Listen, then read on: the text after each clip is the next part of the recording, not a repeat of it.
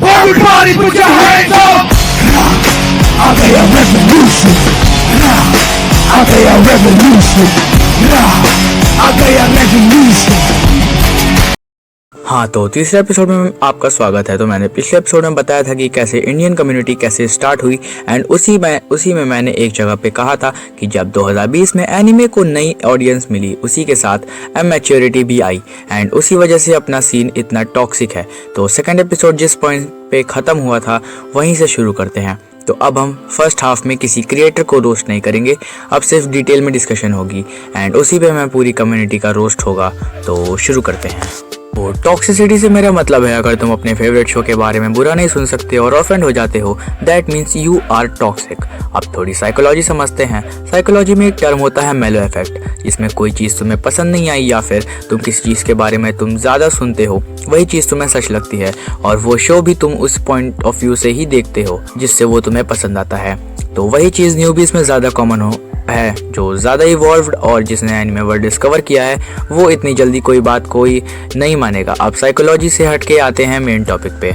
जैसा कि मैंने कहा, कोई एक्सपीरियंस पर्सन इतनी जल्दी नहीं मानेगा क्योंकि वो एक ही बार देखेगा उस शो को, क्योंकि उसे और भी शोज़ देखने हैं। पर जिन लोगों को गिने चुने ओवर हाइप शोज़ ही देखने हैं वो क्या खुद को एक्सपीरियंस कहेंगे। Anyways, toxicity in Indian anime community mainly 3 reason से होती है। First is hate to another anime, second is over love to an anime, या थर्ड जो है इंडियन कार्टून्स के फैन से लड़ाई। तो पहले थर्ड टाइप को एक्सप्लेन करते हैं।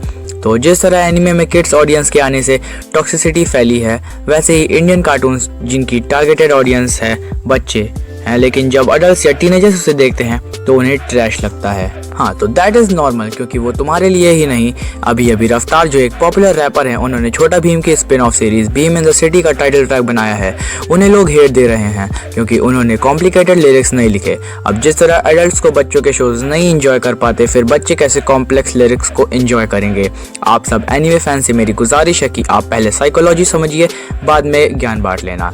तो मैं ऑलरेडी इंडियन कार्टून्स के डिफेंस में मल्टीपल वीडियोस बना चुका हूँ, तो इसमें उससे हट के बात करते हैं। मेलो इफेक्ट तब काम आता है जैसे तुमने एक वीडियो बनाई, उस वीडियो के कमेंट में कोई किसी XYZ एनिमे का नाम लेता है एंड वो नाम तुम पहली बार सुन रहे हो, फिर तुम उसका एपिसोड देखते हो एंड जो तुम्हें पसंद नहीं आया, फिर तुम अपनी वीडियो का टाइटल सर्च किए जाने के लिए कि वो सर्च में आ रहा है या नहीं, पर तुम्हें तुम्हारी ही वीडियो के टॉपिक में एक और वीडियो दिखती है। फिर तुम उसका चैनल विजिट करते हो जिसमें उसने रिसेंटली उसी XYZ एनिमे पे वीडियो बनाई है। फिर तुम एनिमे मीम्स देखते हो जिसमें उसी एनिमे के मीम्स होते हैं। फिर तुम रिव्यूज़ देखते हो कि सबको कैसा लगा। फिर सब लोग हमेशा की तरह मास्टरपीस बोलते हैं, जिससे तुम बस एनीमे को 2-3 बार देखते हो ये सोच के कि मैंने ठीक से नहीं देखा इसलिए मुझे पसंद नहीं आया। फिर तुम्हें वो अच्छा लगता है। ये सब करके तुम सोचते हो तुमने एनिमे वर्ल्ड को डिस्कवर करा अच्छे से रिसर्च करके, बट तुम्हें रियलाइज़ नहीं हुआ कि तुम जस्ट अभी उस एनिमे की मार्केटिंग स्ट्रेटजी में फंस गए हो जो थी ऑडियंस के मेलो को अफेक्ट करना। हाँ, तो जब तुम्हें लगता है कि ये एनिमे मास्टरपीस है, तभी कोई उस एनिमे को ओवररेटेड या एवरेज बोल देता है एंड तुम उससे आर्ग्यू करने बैठ जाते हो एंड तुम इसे ऐसा ही करते रहते हो एंड तुम्हें फर्स्ट रियलाइज़ नहीं हुआ कि you again trapped in a market strategy, जो थी ऑडियंस को ही एडवर्टाइजर में बदलना। अब हम देखते हैं टॉक्सिसिटी एग्जैक्टली ओरिजिनेट कैसे हुई। तो इंडियन एनिमे कम्युनिटी की स्टार्टिंग में एनिमे ट्यूबर का एम था कि एनिमे को कैसे भी सबसे बेस्ट दिखाना है, वैसे शोकेस करना है, इसलिए उन्होंने मोस्ट पॉपुलर एनिमेज को मास्टरपीस बोलते हुए रिव्यूज़ बनाए, इंडियन कार्टून से कंपेयर करा, क्योंकि स्टार्टिंग में क्वालिटी कंटेंट सर्व करना रिस्पॉन्सिबिलिटी नहीं था, तब सिर्फ कंटेंट की क्वालिटी बढ़ा के ऑडियंस गैदर करनी। एंड जब वो ऑडियंस आई वो मैच्योर थी, पर जो 2020 में और उसके बाद ऑडियंस आई वो नहीं, पुरानी क्वांटिटी वाली वीडियोस देख के वीडियोस बना रही है एंड वैसे माइंडसेट बना रही है। वो ये नहीं समझ रहे कि एक्चुअल पर्पस क्या था ये वीडियोस बनाने के पीछे, and this leads to high amount of toxicity and immaturity in community. So अब हम एनिमे ट्यूबर के टॉक्सिक बिहेवियर को समझेंगे with examples to back all the buzz created after episode 1। तो मैंने एक्चुअली उसमें माई चॉइस को रोस्ट करा था। जनरली वो कोई रोस्ट नहीं था, मैंने सारी बातें पॉइंट टू पॉइंट करी थी without humour, and roast insult comedy होता है तो उसको एक एनालिसिस एंड मेरा ओपिनियन कहेंगे। बट माई चॉइस ऑफेंड हो गई और यूट्यूब लीव कर दिया।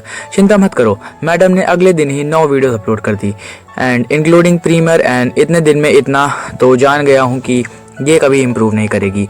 तो मैं भी इससे ज़्यादा उसे इम्प्रूव नहीं करवा पाऊँगा अगर उसको अपनी ट्रांसपेरेंट गलती ही नहीं दिख रही है और हर बार सिंपैथी लेके व्यूज़ ले रही है और बाद में मुझे फ्लेक्स भी कर रही है। तो आई एम सॉरी, पर इससे ज़्यादा इसको हाइप नहीं दिलवा पाऊँगा। बैक टू बैक 6 वीडियो बनी पड़ी हैं इस पे और साथ में इसकी सिंपैथी गेनिंग वीडियो आती है। हर वीडियो के बाद अब इस पे भी बनेगी कुछ हमेशा की तरह। मेरी ऑडियंस ने अभी तक प्रॉपर रोस्ट नहीं देखा मेरे चैनल पर डिमांड बार बार की है, तो मेरे प्यारे एस्ट्रिक्स प्रेजेंट करते हैं एस्ट्रोस्ट। हाँ, तो मिस सिंपैथी गेनिंग, तो तुम लोगों को इनका वीडियो बनाने की रेसिपी बताता हूँ। तो पहले ये खोलती हैं पिंटरेस्ट, फिर सर्च करती हैं मे सैड स्टेटस और फिर करती हैं उसे डाउनलोड, फिर जाती हैं यूट्यूब पे और अपलोड री अपलोड करती हैं उसी वीडियो को और टाइटल भी सेम चिपका देती हैं। ये वही स्टूडेंट हैं जो क्लास के टॉपर की आंसर शीट से छाप के खुद से कहेंगे मैं मैथ सीख रहा हूँ। तो तुम 1000 बार एक ही बात सुन चुके होगे कि माई चॉइस कॉपी करती है, ये उसकी प्रॉब्लम है। पर एक और माई चॉइस की प्रॉब्लम है जिसके बारे में कोई बात नहीं करता, वो है कि मैडम कभी अपनी वीडियो में खुद को एड्रेस करते हुए रही हूँ की जगह रहा हूँ यूज़ करती हैं और बाद में बोलती है स्क्रिप्टिंग के टाइम ऑटो करेक्ट हो गया।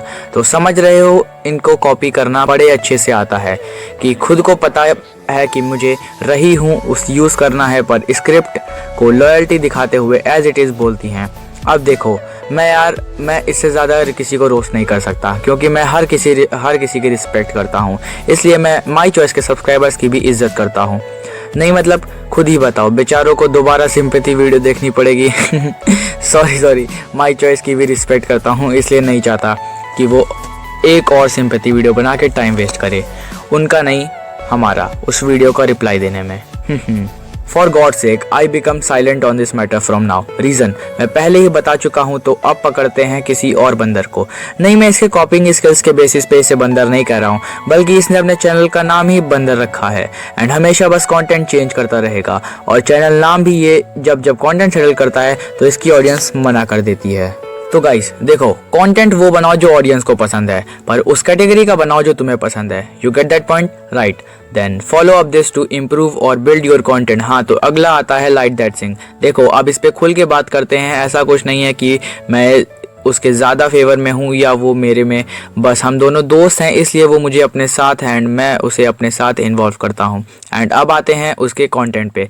तो वो AMVs बनाता है एंड कभी भी voice over videos and AMVs में काफ़ी लाइक वो वाना बी कूल और प्रोफेशनल जैसी फील आती है। And I can't be sure क्योंकि 90% लोग ऐसा ही कर रहे हैं।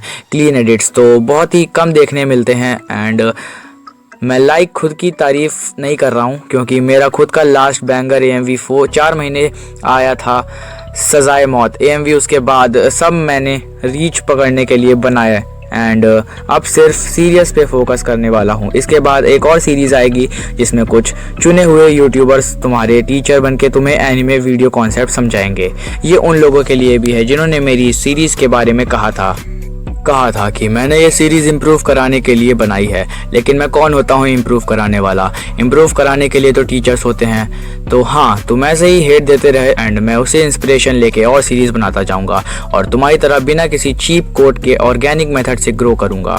और जो लोग AMV के बारे में पूछ रहे हैं कि वो मैं कब बनाऊँगा, तो उसके लिए मैंने सेकेंड चैनल बना लिया है एंड आई मीन उस पर 20 वीडियोज़ पड़ी हैं जो सारी मेरी सीरीज़ से रिलेटेड या अदर रैंडम कॉन्टेंट से रिलेटेड हैं।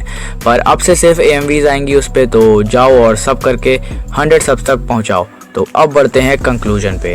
हाँ, तो अब कंक्लूजन में समझते हैं कि टॉक्सिसिटी कैसे कम कर सकते हैं। तो सिर्फ एक ही तरीका है, अगर कोई तुम्हारे फेवरेट एनिमे के बारे में बुरा बोल रहा है तो कहो your opinion, I don't have an issue. पर ऐसा नहीं है कि कोई वैलिड पॉइंट्स बता के बोल रहा है, तुम भी कुछ पॉइंट्स दे दो और एंड में अगर उसकी बात सही है तो मानो, वरना उसको हस्ता लविस्ता कर दो। एंड इंडियन कार्टून्स फैन के साथ भी ऐसा ही करो। बाकी क्रिटिसिज्म के लिए ओपन अप रहो, खुल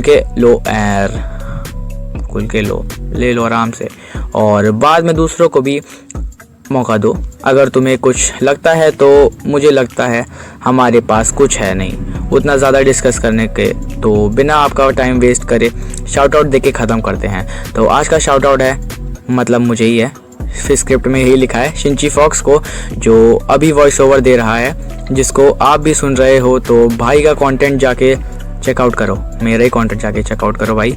एंड यार we are so close to 500 subs and 500 पे कम्युनिटी पोस्ट आ जाएगा, जिसके बाद मैंने एक यूनिक सीरीज़ प्लान की है, उसको स्टार्ट करेंगे। तो अगर उस सीरीज़ को देखना चाहते हो तो इस सीरीज़ को सपोर्ट दिखाओ एंड मेरे ही 400 सब्सक्राइबर्स करवा दो। एंड फिर मिलते हैं अगले एपिसोड में, तब तक इस एपिसोड पे 1K करवाओ। हस्ता ला vista. Everybody put your hands up! I be a revolution. I be a revolution. I be a revolution.